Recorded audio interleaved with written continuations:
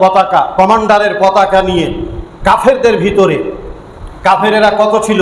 1,00,000+। কাফেরদের সেনাবাহিনীর সংখ্যা ছিল 1,00,000+, আর মুসলমানদের যে সংখ্যা মাত্র 3,000। 3,000 1,00,000-এর মোকাবিলাতে জাফর বিন আবি তালেব, জাফর তাইয়ার রাদিয়াল্লাহু আনহু হাতে কমান্ডারের পতাকা নিয়ে শত্রুদের লাইনে বীরের মতো সান্থারামভাবে ইসলামী মাস্তান সেজে ঢুকে পড়লেন। আর যে সামনে পড়ে ওর কাহিনী শেষ করে দেন। এই করে করে লড়াই করতে আছেন, যুদ্ধ করতে আছেন। যুদ্ধ করতে করতে আচমকা জাফর রাদিয়াল্লাহু তাআলা আনহু করে এমন এক জোরে বাড়ি পড়লো, সঙ্গে সঙ্গে একখান হাত কেটে ছুটে পড়ে গেল। এক হাত কেটে ছুটেই পড়ে গেল। এবার কি করবেন? একটা সুই করলে সহ্য হয় না, পায়ে একটা ঠ্যাঁস লেগে গেলে বরদাস্ত হয় না। জাফর রাদিয়াল্লাহু তাআলা আনহুর একখানা হাত দ্বিখণ্ডিত হয়ে মাটিতে পড়ে গেল। সঙ্গে সঙ্গে কমান্ডারের পতাকা আর এক হাতে ধরে নিয়ে যুদ্ধ চালিয়ে যাচ্ছেন। হার মেনে যাচ্ছেন না, পড়ে যাচ্ছেন না, পিছুপা হয়ে ফিরে যাচ্ছেন না। আবার একটা বাড়ি পড়ে গেল হাতের ওপরে, এই হাতও কেটে ছুটে গেল। 2 হাত নাই, জাফর রাদিয়াল্লাহু তাআলা আনহুর 2 হাত নাই, কেটে পড়ে গেছে মাটিতে। এমন অবস্থায় কি করবেন? পতাকা খানাকে এমনি করে বুকে জড়িয়ে ধরলেন। ময়দান ছেড়ে পালিয়ে গেলেন না, পতাকা খানা বুকে জড়িয়ে ধরলেন। আর কমান্ডারের দায়িত্ব পালন করে চলেছেন। কারণ নবী মুহাম্মদুর রাসূলুল্লাহ সাল্লাল্লাহু আলাইহি ওয়াসাল্লাম দ্বিতীয় কমান্ডার নির্বাচন করেছেন জাফরকে। জাফর রাদিয়াল্লাহু তাআলা আনহু ওই হাবশা থেকে এসে মাত্র কয়দিন মদিনায় স্ত্রী ছেলে মেয়েদের সাথে বসবাস করতে পেরেছিলেন, বছরও জুটেনি। কয়েকদিন পরে যুদ্ধের ময়দানে এসে এই অবস্থা। 3 নম্বরে আব্দুল্লাহ বিন রাওয়াহা, তিনিও শহীদ হয়ে গেলেন। 4 নম্বরে আল্লাহ নবী বলেছিলেন, 1, 2, 3 জন শেষ হয়ে গেলে বাকিটা পরে তোমরা যেভাবে যেটা ভালো মনে করবে সেইভাবে তোমরা সেইটা করবা। খালিদ রাদিয়াল্লাহু তাআলা আনহু তিনি 4 নম্বরে পতাকা ধরেছিলেন।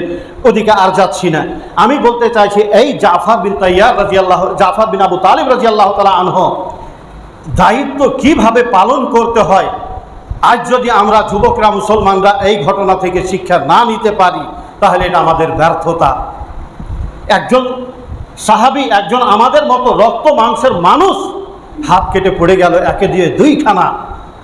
তবুও ময়দান ছেড়ে হার মেনে নিয়ে পালিয়ে যাচ্ছেন না, চলে যাচ্ছেন না, যথাযথ শেষ নিঃশ্বাস পর্যন্ত দায়িত্ব পালন করেছিলেন। এদিকে আল্লাহ নবীর কাছে খবর হয়ে গেছে, 1, 2 আমার 3 জন কমান্ডার, 3 জনই শেষ হয়ে গেছে। আল্লাহ নবীর দুঃখ কোথায় রাখবেন তিনি নিজেও বুঝতে পারছেন না। আর বিশেষ করে এই জাফর রাদিয়াল্লাহু তাআলা আনহু, মানে হাজার হইল একটা নিজের রক্তের টান আছে, চাচতো ভাই, আমার চাচা আবু তালেবের ছেলে। অন্য চাচার ছেলে হলে আরও এক কথা ছিল, কিন্তু আবু তালেবের ছেলে। বাড়িতে ছেলে মেয়ে স্ত্রী সবাই আছে, খবর হয়ে গেছে। নবী সাল্লাল্লাহু আলাইহি ওয়াসাল্লাম জাফর রাদিয়াল্লাহু তাআলা আনহুর বাড়িতে গেলেন। গিয়ে ভাবি বলেন আর যাই বলেন, মানে চাচতো ভাইয়ের স্ত্রী, জাফর রাদিয়াল্লাহু তাআলা স্ত্রীকে বললেন, ছেলেগুলাকে ডাকো একটু, যে ছেলেগুলাকে একটু ডাকো।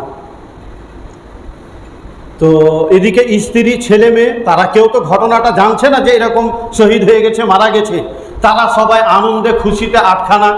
হয়তো আল্লাহর রাসূল কোনো ভালো সুখবর, সুসংবাদ শোনাবেন। ছেলেগুলাকে ডেকে দিল।